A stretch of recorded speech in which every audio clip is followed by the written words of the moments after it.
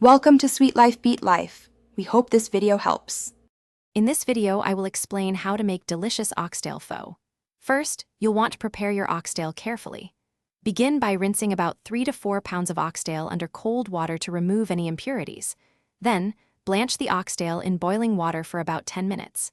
This crucial step helps to further clean the bones and remove any remaining scum, ensuring a clear and flavorful broth. After blanching, scrape off any residue before moving on. Next, we'll build the foundation of our aromatic broth. Gently toast about 5 to 6 star anise pods, 4 to 5 cloves, and 2 cinnamon sticks in a dry pan until fragrant. Separately, char 1 large onion and a 3-inch piece of ginger directly over a flame or under a broiler until softened. These steps release deep flavors. Combine the prepared oxtail, toasted spices, and charred aromatics in a large stock pot with about 6 quarts of water. Now, let's perfect the broth's flavor profile. Simmer the broth for at least 4 to 6 hours, or even longer for richer flavor. Season it with about 1/4 cup of fish sauce, 2 tablespoons of rock sugar, and salt to taste.